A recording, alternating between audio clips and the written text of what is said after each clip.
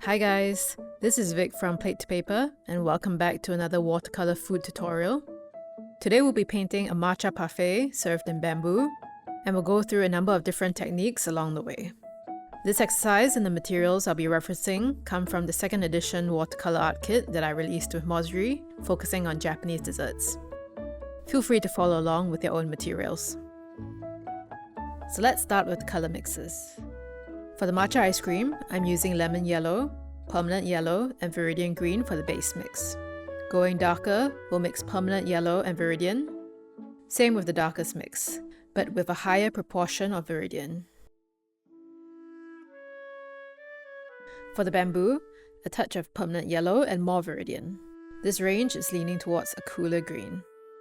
Next, I've added a touch of burnt sienna and more viridian.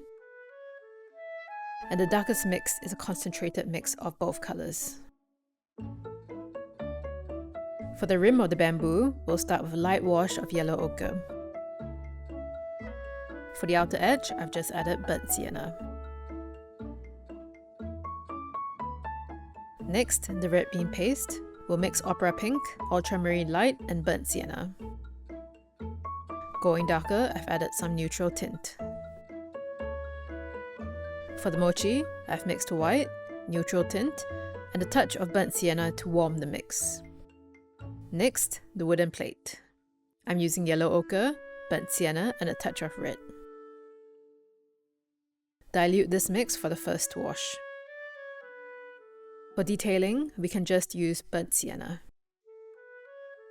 For the spoon, I'm mixing opera pink, ultramarine, and a touch of burnt sienna. For shading, I've added ultramarine and neutral tint. The darkest mix, I've added opera pink and neutral tint. Now our basic palette is done, so we can start on the painting. First, we'll be applying masking fluid to protect our highlights. I normally uncap and remove the nozzle and dispense what I need on a scrap piece of paper.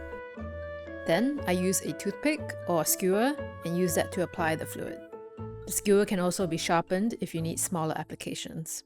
I find this gives me much better control compared to using the default nozzle, especially when I need to apply thin lines. The fluid needs a minimum of 15 minutes to dry, so we can start painting other sections. We'll proceed to use wet on wet techniques for some of our base layers. I've mixed up the bamboo base color that I need, then I've applied just water to the bamboo section. With a fairly loaded brush with water and paint, I apply the base wash.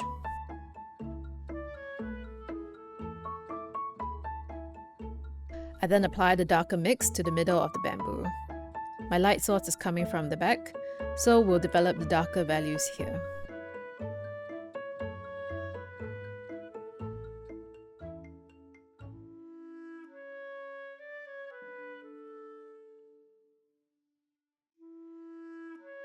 I'm generally keeping my strokes vertical and changing the angles depending on the perspective.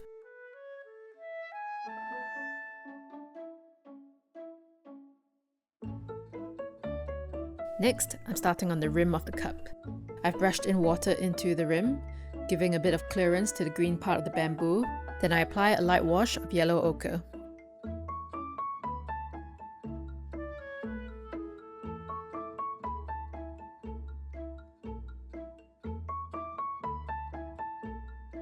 I've checked that the bamboo section is not too wet and applied a light line of ochre to the border. Now I'm using the pink pencil to define my working areas.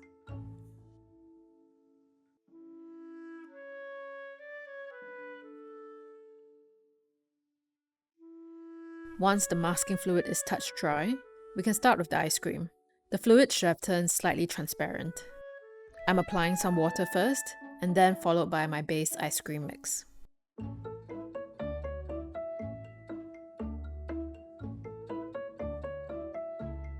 Considering the light source, I'm developing the values in the lower section, leaving the bottommost a little bit lighter.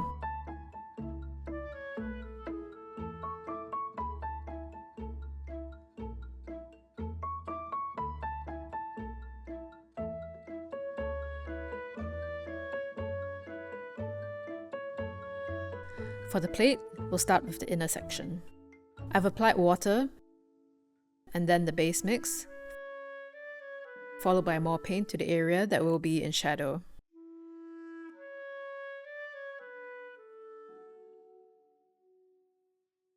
I've also added some neutral tint to the mix for some variation.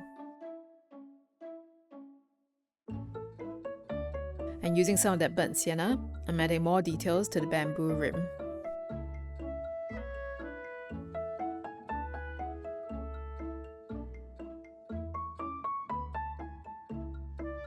For the mochi, I've applied a light wash of the off-white mix to the section.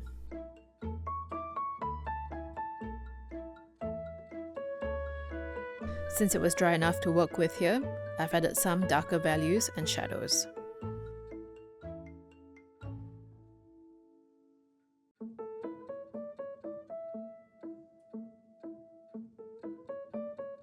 Next, we'll work on the spoon. I'm starting with the base mix and adding darker mix where needed.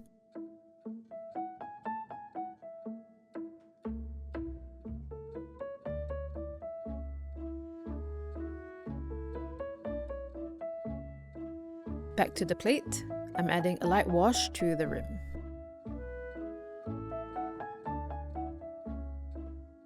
Now we can start on the matcha jelly. I'm using the same range of colours as the ice cream, but with a higher proportion of darker colours. As I'm working, I'm also defining the square shapes, their sides, and the shadows.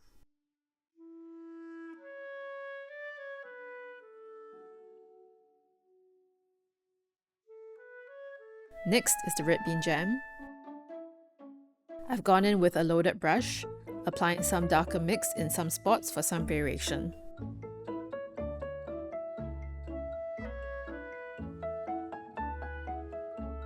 Here, I'm drying and cleaning my brush on a paper towel, and using this dry brush, I'm lifting paint off the paper for some softer highlights. Lifting is a great technique for creating lighter areas.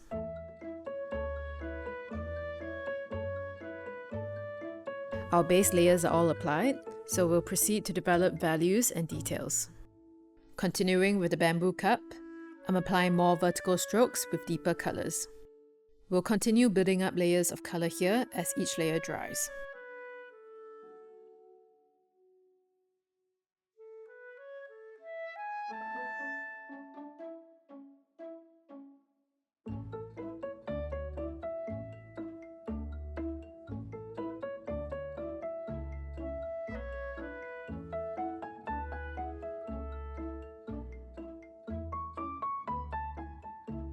Now I'm going to remove the masking fluid. I've checked that everything is dry, and using clean fingers, I'm gently rubbing off the dried fluid. You'll see that's preserved the white of the paper very nicely. Here, I'm adding more details and form to the ice cream. It's a round shape, but not perfectly round. There are some ridges, dents, and crevices that we'll continue working to bring out as we go along.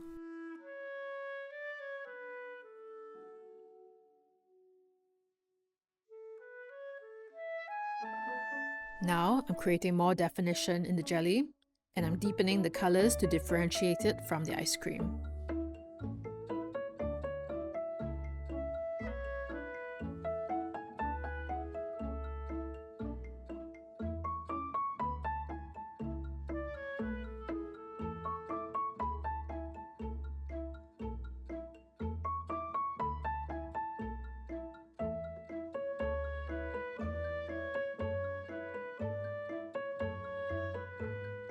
Going back to the red bean here with deeper colours to build the texture.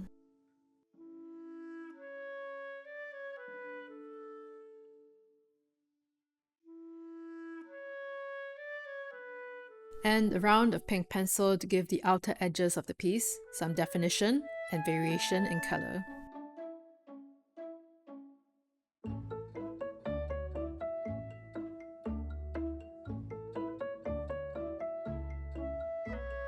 Continuing with the spoon, I'm using darker colours to give it some depth and some defining outlines. You can see I'm testing my brushstrokes on paper here before I apply it to the section.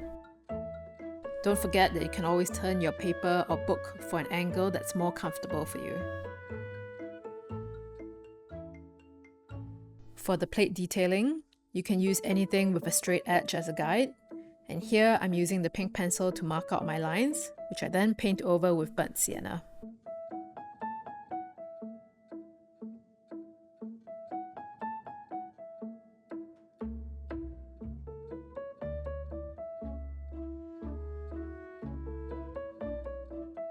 Here I'm adding definition to bring out the thickness of the plate. Back to the bamboo cup. Here I'm adding some small details to the rim for a more interesting transition between the sections. Continuing with the sides, it's really important here that you keep your brush loaded with paint. If you add mostly water, and if the layer isn't dry enough, you'll end up displacing the pigment that's already on the paper. It's not impossible to fix, but it takes time and can be quite frustrating, so patience here is key.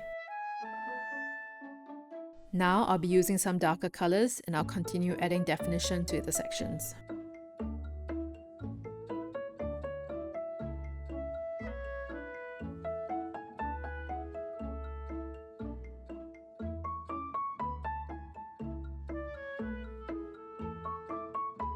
Overall, I think this piece took me about 2.5 hours to complete. It's always good if you can take some breaks from the work and return to it later. Paintings with more parts and colours will always take longer to finish.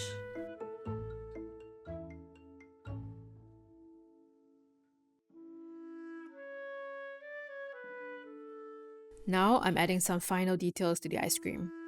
I find it's always very useful to have some good photographs on hand when applying these details. With burnt sienna, I'm adding some outlines and shadows to the cup.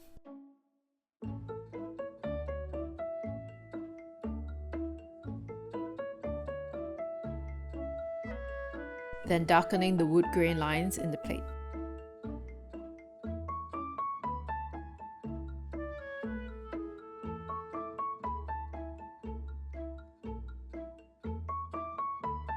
We're on the final stretch now.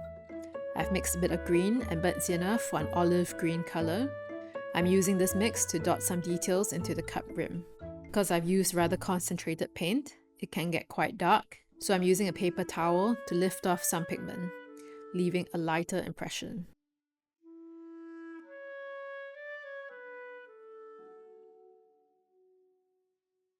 Going in with some final details now.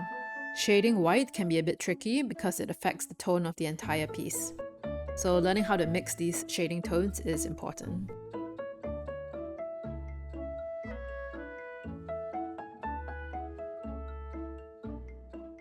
The finishing touches of the bamboo cup.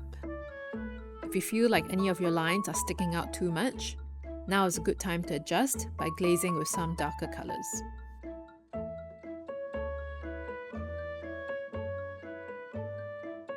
And we're done! Our Matcha Parfait is complete. We used quite a few techniques in this painting, so I hope that was fun and interesting for you. Let me know in the comments if you found this useful or if you want to see something specific in a future video. See you in the next tutorial. Bye!